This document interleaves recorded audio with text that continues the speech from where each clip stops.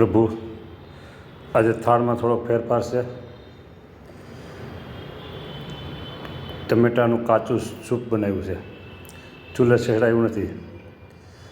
અને બીજું છે ભીંડો, ટિંડોરા, ગાજરનો સંભારો અને ભાખરી. બાકી બધું રાબેતા મુજબ છે.